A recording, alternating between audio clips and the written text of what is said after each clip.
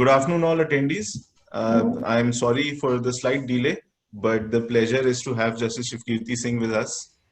And he has been patient enough to wait while this whole thing is being set up. I'll just briefly introduce our esteemed speaker today. Justice Singh started his career in law in 1977 in the Patna High Court after having completed his LLB in the first division from Patna University. My lord was designated as a senior advocate of the High Court in 1990 and elevated to the bench in 1998. My lord served as the acting Chief Justice of the Patna High Court and thereafter as the Chief Justice of the Allahabad High Court from 2012 to 13. On 19th September 2013, my lord was elevated to the Supreme Court, and after a distinguished and glittering career in the Supreme Court where he was loved by the bar, he retired and on 12th November 2016. Thereafter, my lord was appointed as a chairperson of the TD SAT on 21st of April 2017, which position my lord is currently occupying. My lord, it's a pleasure to have you with us, and we are looking forward to hearing your views. Amish and I will have certain questions about the impact of the pandemic on the judiciary, and we welcome you, sir. Thank you, Samir. Thank you. You have given me very flattering introduction. So thank you. Thank you, Amish also. The delay doesn't matter. Pleasure is all ours. I have plenty of time. And I actually must congratulate this innovators law offices for thinking on such a subject. It is a very, very relevant subject right now because of the lockdown situation. Otherwise also, virtual hearing or video conferencing or remote hearing is a concept which needed, I think, a very, very serious consideration. Now the situation has triggered the debate and you have taken the initiative. Go ahead, I am ready. Thank you for the kind words, sir. Grateful. Sir, first of all, we'd like to have your views because of your past experience as a Chief Justice of the biggest High Court in the country in terms of judge strength. To manage such an High Court, my lord has a lot of experience about the infrastructure, facilities, etc. in that High Court, and therefore my lord knows the system intricately. So, sir, what in your opinion is the capability of such a system to handle new technologies and to adapt to new technologies, sir? So, if you could have your views on it. Actually, the administrative experience which I had in Allahabad or even earlier in Patna High Court, I treasure it. There were lots of problems, issues in computerization. In Allahabad, the problem of maintaining and keeping the records in the traditional way, the hard copies, was a huge challenge because more than 100 years old records had to be maintained properly. There was no space. Fortunately, the initiative yielded results. We proceeded, and later on the digitization work picked up. It has proved very helpful. At the High Court level, as my experience tells me, at the High Court level, things are looking much better. The digitization of records, computerization, if the judges are now ready, the system is more or less there to cope with the task. But not so in the lower courts. Not in all parts of the country. It's a huge country. And as my experience tells me, the digitization of records in the civil courts will take a long time.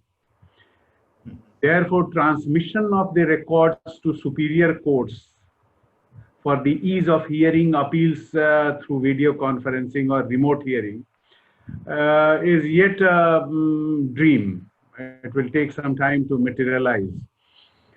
The records are an issue so far as traditional litigations are concerned, which originate from a lower court, then reach the High Court or later to Supreme Court. So lot of work is required to be done. So on one side, you have the problem of the software and the hardware and digitization. And on the other hand, there is a problem of mindset too, and the required e-literacy. The older generation is gradually giving way to the new generation, and they are much more ready. We have been able to teach the younger members of the subordinate judiciary with computer systems and the all related matters quite effectively in our state judicial academies through different courses. So the new crop is there. Things will become easier very soon. The hardware, software, etc. have also traveled. We have issued computers, laptops, so they are in place. But there are certain infrastructural problems like electricity, Yes. generators. So in whole of India, it is still too early to hope that we'll be able to have a integrated system of video hearing through video conferencing. At High Court level, it is almost ready. There is no problem. The lower court records will have to be actually arranged. That is the biggest problem. New matters which originate generally in writ jurisdiction, that should not be a challenge, because generally the records required are those of the government, and government records are not that bulky, and especially the current ones. The writ jurisdiction generally involves the current records, so those they can print out or even send soft copies. So writ jurisdiction, video conferencing, and remote hearing is a easy proposition. I think it's very much possible. So we'll have to divide jurisdiction wise and the level. Up to High Court level, we can think of having the system ready in no time. Only the will is required. And the cooperation of the bar in all this. That is very essential. There can be vested interest at the lower level not to opt for too quick disposal, too quick hearings through video conferencing. That's something which I have gained from personal experience, that at times reforms to quicken the pace of hearing and disposal is not liked for many good reasons, practical reasons. So you can come to the next question. Yes. Your Lordships, I'll pick up from the last statement that you made, that now there is a sentiment in the legal profession that resorting to video conferencing on a regular basis will actually help in reducing delay in the adjudicatory process. Yes. Because as an example, your Lordships, as for example in TD SAT, which has pan-India jurisdiction, sometimes adjournments may be made on account of non-availability of parties, of witnesses, etc., especially from people coming from outside Delhi.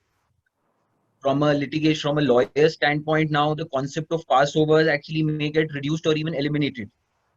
Similarly, the concept of taking passover, or the concept of lawyers being on their legs, may also not really apply when it comes to virtual hearings.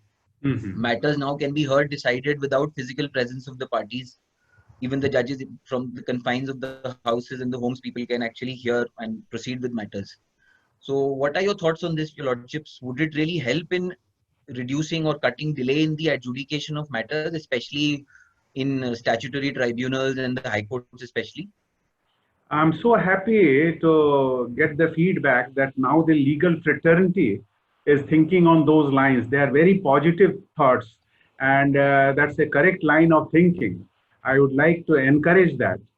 As I told you in the context of the earlier civil court context, there are different kinds of jurisdictions. So now when you are talking of the lawyers getting ready, I think it is more at the level of High Court or and upwards, and tribunal level. So the tribunal jurisdictions are actually of a kind which require summary disposal. It should not be delayed too much. There is no civil procedure or criminal procedure code applicable in most of the tribunals. So there the bar is thinking on the correct lines. In the tribunals, it will be a very, very useful thing to have matters heard through video conferencing, and it will yield very, very good results. The delays will be avoided, and especially my experience in TD SAT was a slightly painful one, because I realized even in some matters, the parties had to come all the way to Delhi for physical arrangement of hearing, etc., and bring their lawyers at times, involving a lot of effort and expenses. And supposing the matter gets adjourned because of the difficulties of the other side, again the whole thing getting replicated at huge cost. And sometimes the stakes were very low, like a cable operator in the jurisdiction. So many parties are hierarchies there. So at the bottom there are cable operators who provide the actual connection in the households. So I'll be very happy if they can be there. A tribunal having pan-India jurisdiction, one tribunal here at Delhi, hearing matters and having jurisdiction all over India.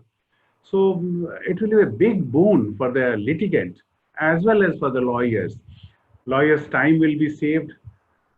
Passover, etc., will be a matter of past, and the senior and busy lawyers will be able to, utilize every hour of their working day, and very usefully, rewardingly, instead of waiting for the matter to reach, which may take 2 hours, which may take only 5 minutes. So that uncertainty will be taken care of, because you have a time slot for each hearing, and variation can be only a few minutes once we have good systems in operation. So that's a very positive thought, and it's a very useful thing. It will help to meet the criticism that litigation is costly, it is time consuming. These are the two biggest things. And of course, that will, once we are able to dispose of matters quickly in a given time slot, the result will be less pendency. So I'm very hopeful that this thing is going to materialize from the High Court level upwards, including the tribunals. And if you have a separate question on arbitration, I'll come to later. Otherwise, even that aspect will be similarly, will have my similar response, even in arbitration. Yes, sir. We do have a couple of questions on arbitration. Okay. Slightly more detail. But before that, sir, I'll just take a cue from the fact that the point that you made just now, saying that expedition of hearings will definitely be a result of video conferencing.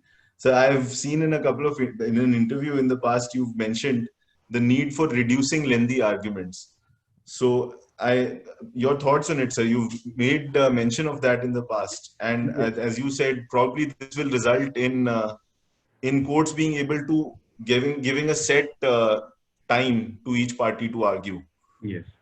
Yes, sir. And sir, just one more thing that comes to mind. Suppose, sir, lawyers are doing matters across tribunals. Mm-hmm. So one adjustment that will be required to be made is, because if all tribunals, all courts have VC hearings, so Mm-hmm. how do you suppose that will work? Suppose one person is before the TDSAT and another, he has to be before NCLAT. So that, I think, sir, will require some sort of a management on the part of the lawyer also, and in terms of adjusting timings of hearings also. So what are your views on this? That's a very tricky question, and that's a tricky situation actually. The situation requires that the team has sufficient members who can represent the clients of that team at different levels, and then you adjust how much consent you can give for a video conference hearing, on what date and what time slot. So it will be too much for a professional to expect that in one day he will do 10 appearances, because then he has to commit himself to a particular time slot, and things will get better and regularized. The professional discipline is also required on the part of not only courts but lawyers as well, and this is a direction which is rather unknown. As we move on, we'll find better solutions, how to fix the time schedule. Originally, like we are guided by the original concept that if I have 10 new matters, they all will be listed in my list at the top because they are new matters. There will be interim prayers, they have to be considered, notices to be issued, etc. and etc. So Yes, sir. that we cannot give up. So that every party will have to be ready that yes, important matters, they are going to be heard for 10 minutes each. There will be 10 matters, so 100 matters will go to admission. Or there are if some urgent orders, they will take another 30 minutes, 5 minutes each. So if already time slot is there and people are ready having read the file, then it can work.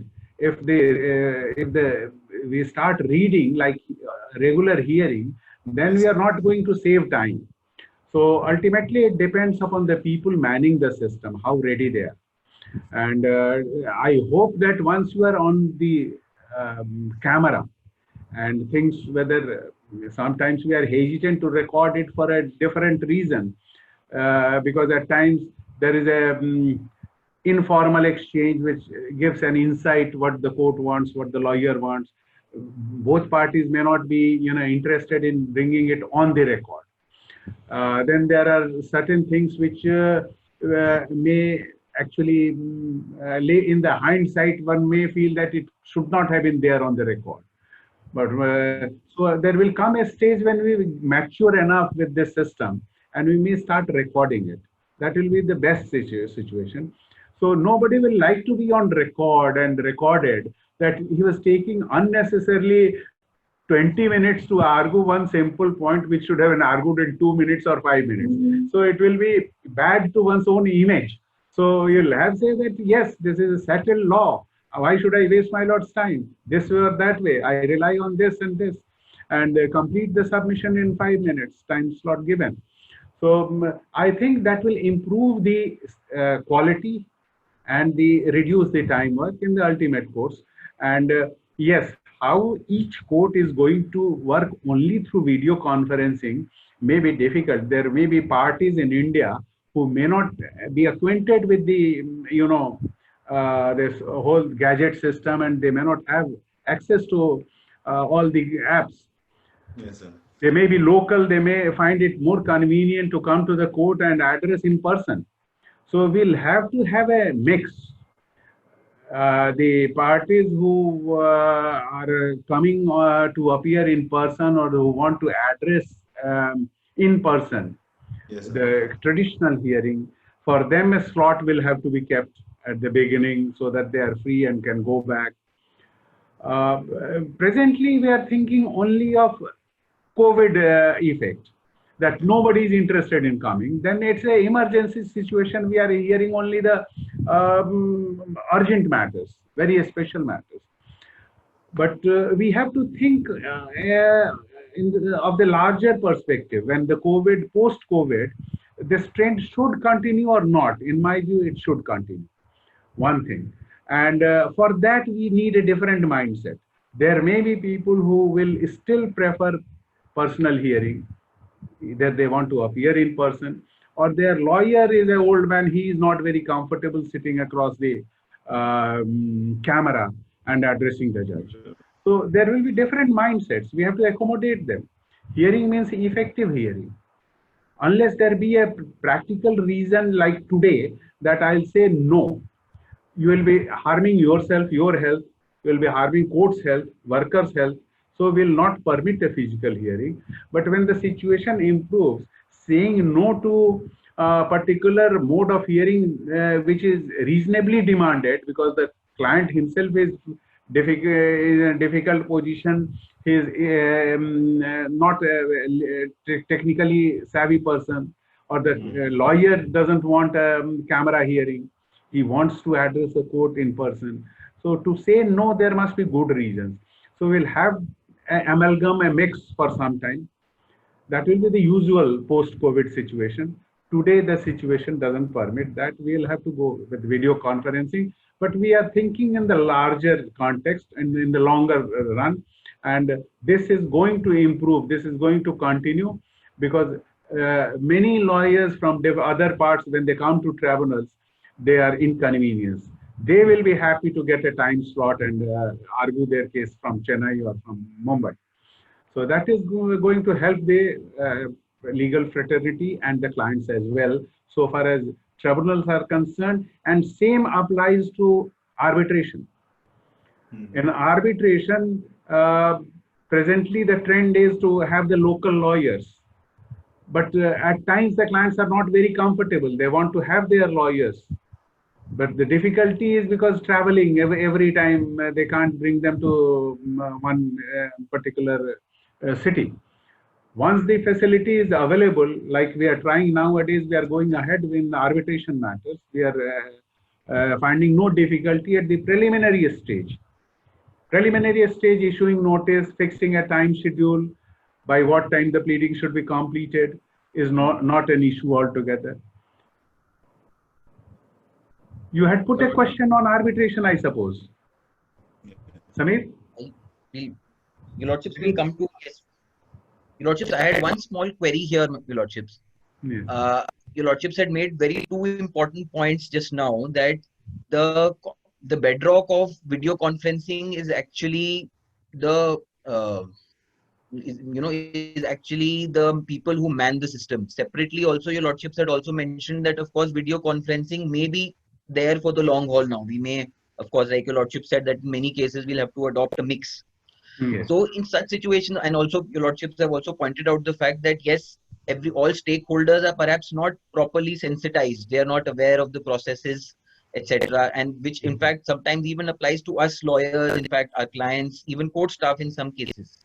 Yes. So your Lordships, do you think there is a need to regularly and periodically sensitize the court staff, the litigants, the litigations, etc. on the VC processes and mechanisms?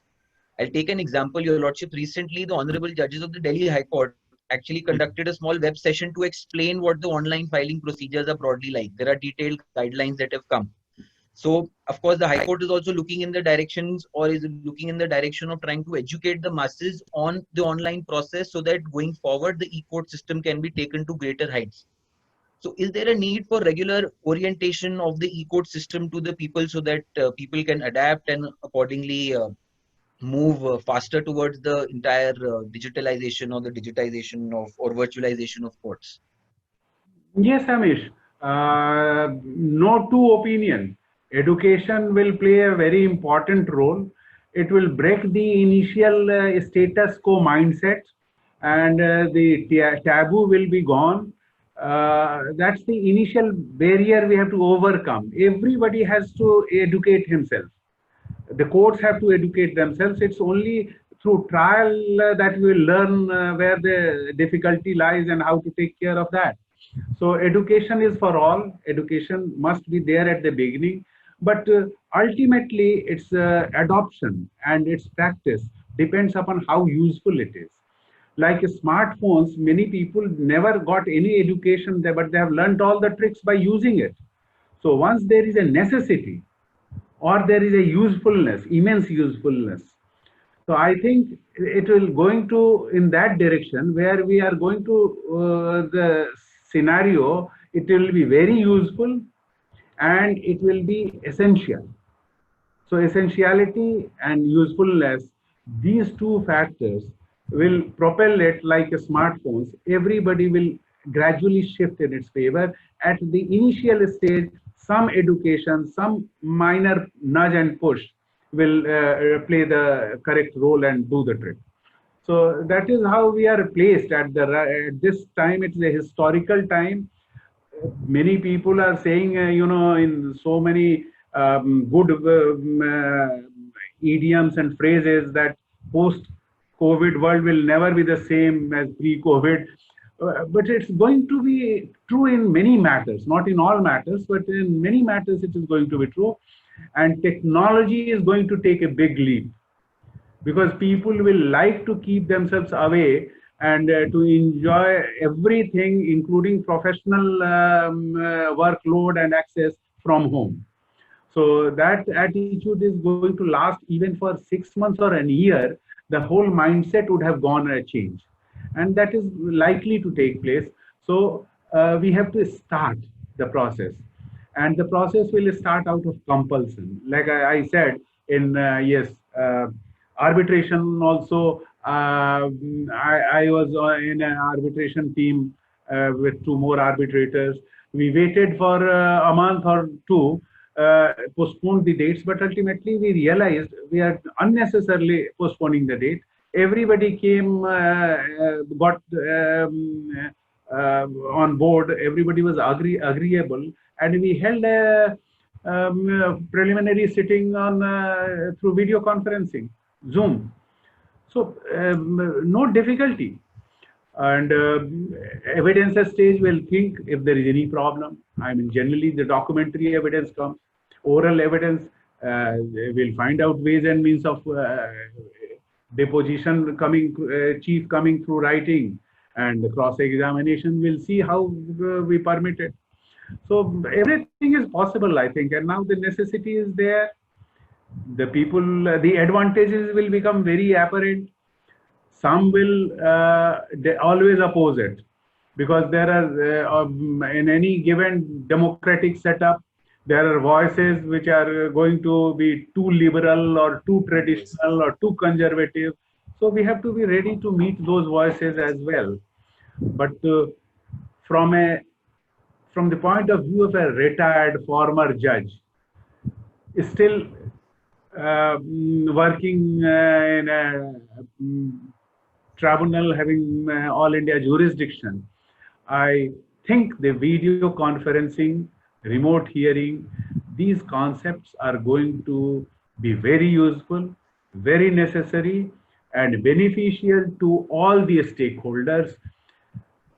If used in a very, very sensible manner and the stakeholders are alive to their responsibility, the bar and the bench, then it will also help in reduction of arrears, because we can reduce the time taken for oral submission.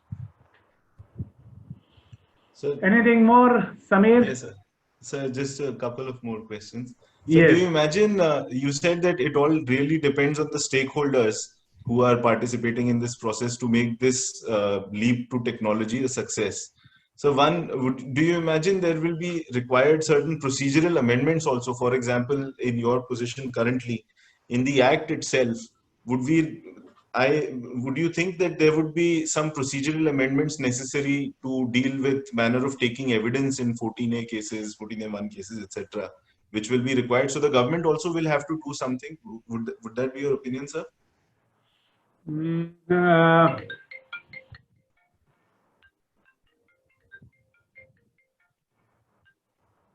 There may be a necessity at some point of time, but presently I don't find, at least in my tribunal, we go by the Principles of Evidence Act, but the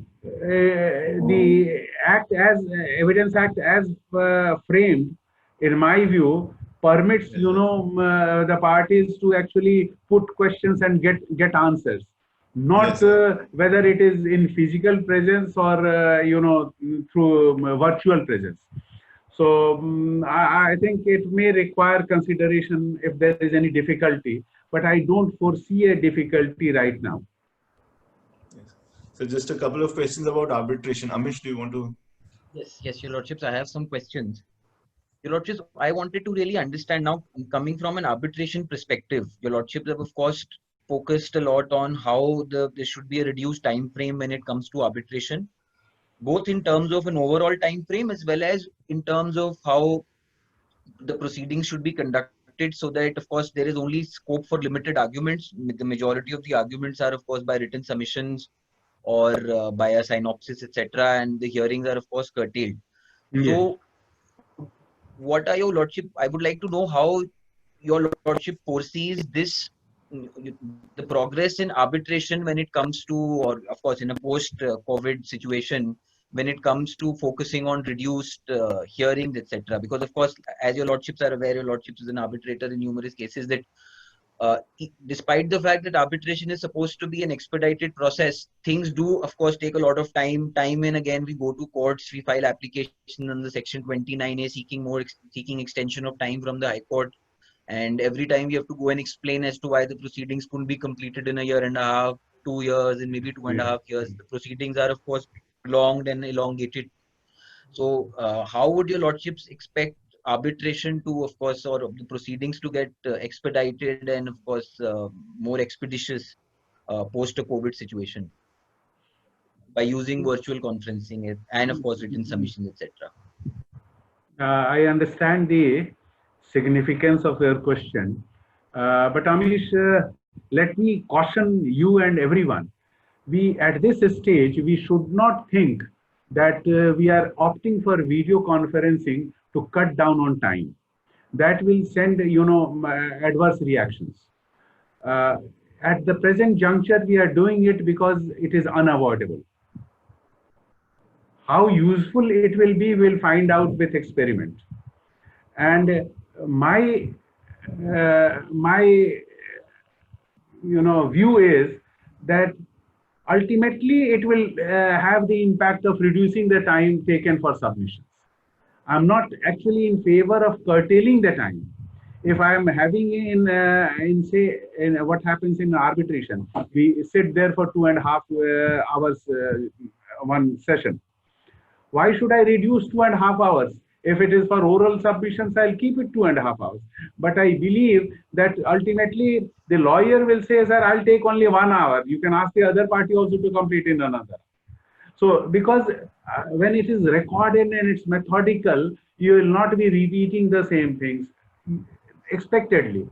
So I think the ultimate effect will be that will take less time, not that I'll allot less time. If I say that I'll allot less time, there will be reactions, and correctly. So let's say keep the perspective very clear. The perspective is that it is going to itself give us good results. These are the results I expect. Not that the judge and lawyer will agree that we'll have a less time. No, but we'll find the results in that positive direction. That is my view. And we should not expect too much. But at this stage, we are only going by our, experience and trying to predict. My prediction is that this video conferencing is going to stay post-COVID. People will find it useful and people are going to adopt it because it will give positive results. And that applies to arbitration as well. Because arbitration also, parties at times are at different places. Why they should come to witness what is happening. They can witness it by joining the platform. Lawyers can do the same thing. So working from home, getting your files, etc., ready there, having your computer working there without carrying the files and the books, it is going to be a new experience. And if it is a pleasant one, people are going to opt for it. Yes. So anything more? Yes, sir. I'll just summarize the discussion. Basically, what your view, sir, is that we have been pushed to a corner in a sense to adopt this system right now, but it is inevitable probably that this system will take a more permanent shape even after this lockdown, this pandemic is over.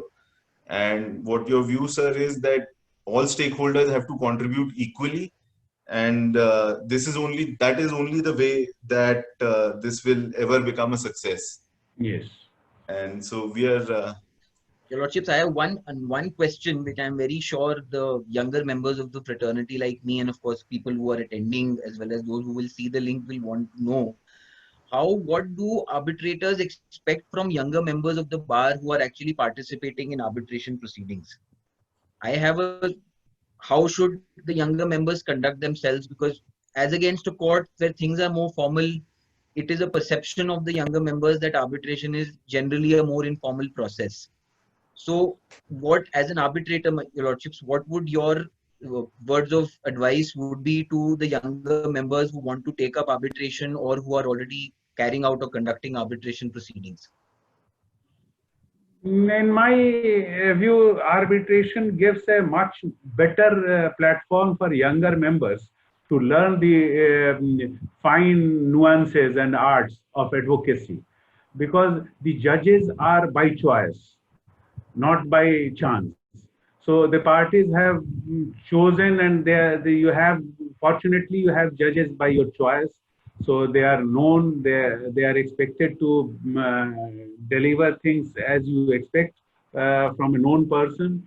And the informal sitting and the attire and everything gives a younger lawyer much more confidence to, probe what are the issues, how the issues are being framed, and what the judge should be served with. I mean, how the facts are to be served, how the law is to be placed, and how to understand the requirement which the arbitrator has, that the facts should be marshaled issue-wise, and then the laws, both sides, you can place. If you are a good lawyer and for the claimant, you have a first right of submission to say that, yes, on this issue, we have two judgments from against also, I have said, but this is how I propose to distinguish them. So it gives a much better platform for a young lawyer to learn the tricks of the trade. And one is more open and frank and comfortable, and that is going to help the lawyer when he has to perform in a formal court setting. So it's a very good platform. Even watching the senior, how they are able to create doubts in the minds of the arbitrators on certain factual aspects, and then when the issue of law comes, how convincing they are. So this is a very good informal setting, but the stakes are equally high, important. So everybody is trying his best to perform, but in an informal setting. And therefore, the learning process should be easier and quicker. So it's a good platform for younger friends of the fraternity. And on the signing off note, I would say, because there is a necessity for video conferencing and virtual hearing, better apps, better softwares, I think will soon be available, where we can, also go through the files. The pages are also loaded, and we can appreciate the arguments. So I think some better software will be there in the market very soon. Necessity being the mother of invention. Yes. So thank you, both of you. Amish thank and you, Sunil. Your Lordships. This brings us to the end of the session. I would like to thank Your Lordships for taking out time for us. I'm sure that the younger members of the bar will greatly benefit from your thoughts and experiences which you shared with us today. We thank you once again, Your Lordships, for sparing your time for us. Thank you so much. I hope so. I spared time only because I found an opportunity of interacting with younger members of the bar. That was the only reason I wanted to have an interaction, how you people are feeling and what do you want. Thank you very much. Okay, we sign off. Thank you so much, sir. Thank you very much. Grateful, Your Lordships. To all the attendees, thank you for attending this webinar. I hope it has been informative. Unfortunately, we couldn't have Sir on video, but his thoughts which have come to us over audio are sufficient to guide us along. And I hope this has been informative. We hope to be able to do another part of this series. We'll keep you posted. Thank you so much for attending, everyone. Thank you, everybody. Thank you.